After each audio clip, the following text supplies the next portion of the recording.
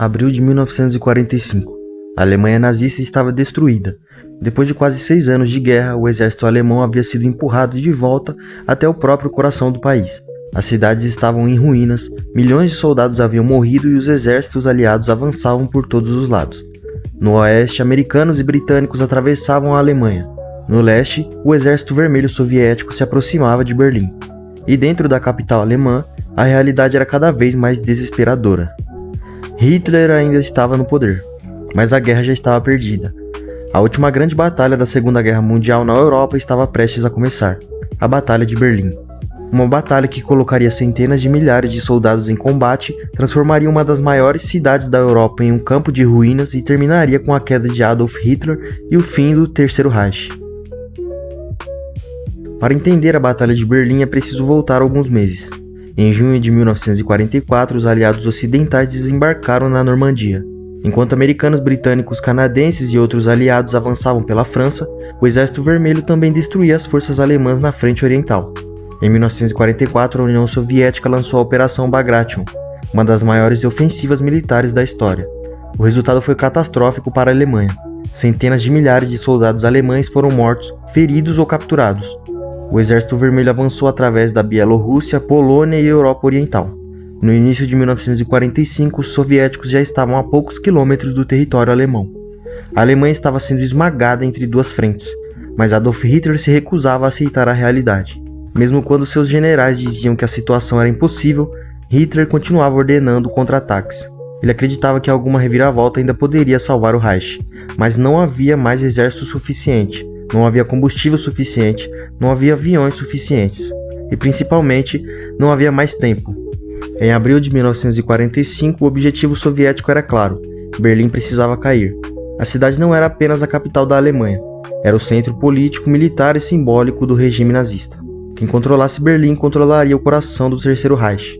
Para atacar a cidade, os soviéticos reuniram 3 grandes grupos de exército. Ao norte, o grupo de exército de Konstantin Rokossovski. No centro, o poderoso primeiro exército de guardas de Georgy Zhukov. E ao sul, o primeiro exército ucraniano, comandado por Ivan Konev. O plano era cercar Berlim e destruir as forças alemãs que defendiam a capital. No dia 16 de abril de 1945, começou a ofensiva soviética nas colinas de Sílau. Ali estava uma das últimas grandes linhas defensivas antes de Berlim. Os alemães haviam preparado trincheiras, campos minados, posições de artilharia e obstáculos antitanque. Os soviéticos acreditavam que romperiam as defesas rapidamente, mas a resistência foi muito mais forte do que o esperado. Durante dias, milhares de soldados soviéticos avançaram sob intenso fogo alemão. A batalha foi brutal. A região tornou-se um enorme campo de crateras, tanques destruídos e posições defensivas. Mas a superioridade soviética era esmagadora. A União Soviética tinha muito mais homens, artilharia e tanques. E apesar das pesadas perdas, as linhas alemãs começaram a desmoronar. Em poucos dias, o caminho para Berlim estava aberto. Enquanto os soviéticos avançavam em direção à capital, Hitler permanecia em seu bunker subterrâneo, localizado sob a chancelaria do Reich. Ele ainda recebia relatórios militares, mas muitos deles já não correspondiam à realidade. As divisões alemãs existiam apenas no papel. Algumas unidades tinham poucos milhares de soldados. Outras eram formadas por homens sem experiência, soldados feridos e adolescentes. A Alemanha estava convocando praticamente qualquer pessoa capaz de carregar uma arma.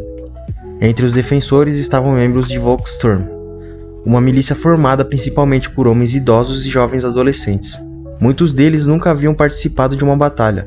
Mesmo assim, receberam armas e foram enviados para defender a capital.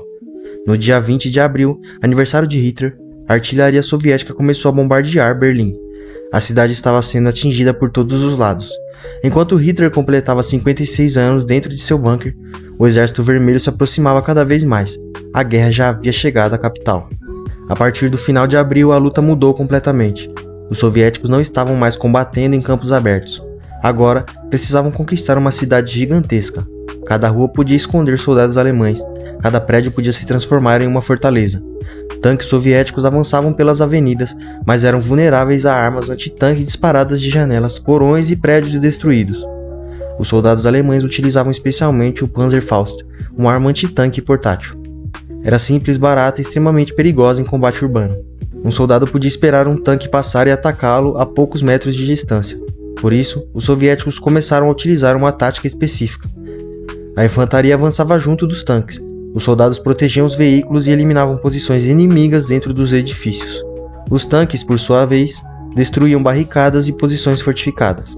A luta acontecia andar por andar, casa por casa, rua por rua. Em algumas áreas, os soviéticos avançavam apenas algumas centenas de metros por dia. Berlim estava se transformando em um labirinto de ruínas. Enquanto as tropas de Zhukov avançavam pelo leste, as forças de Konev atacavam pelo sul. Em pouco tempo, Berlim estava completamente cercada. Para os defensores alemães não havia mais uma rota de fuga organizada. Hitler, entretanto, continuava acreditando que uma força de socorro poderia salvar a cidade. Ele esperava que o general Felix Steiner atacasse pelo norte, mas o chamado exército de Steiner praticamente não existia. Hitler também esperava que o 12º Exército, comandado por Walter Wenck, avançasse em direção a Berlim, mas Wenck não tinha força suficiente para derrotar o Exército Vermelho. A situação era desesperadora. Mesmo assim, Hitler continuava emitindo ordens para unidades que já haviam sido destruídas. Em uma reunião no bunker, quando finalmente percebeu que não haveria nenhum contra-ataque capaz de salvar Berlim, Hitler teve um colapso emocional. Ele reconheceu que a guerra estava perdida, mas ainda se recusava a abandonar a cidade. No final de abril, os soviéticos avançaram em direção ao centro de Berlim. Um dos principais objetivos era o Reichstag, o edifício do parlamento alemão. Embora o prédio tivesse perdido parte da sua importância política durante o regime nazista, ele possuía enorme valor simbólico. Conquistar o Reichstag significava que para os soviéticos conquistaram um dos símbolos do Estado alemão. A batalha pelo edifício foi extremamente intensa. Soldados soviéticos enfrentaram resistência dentro e ao redor da construção.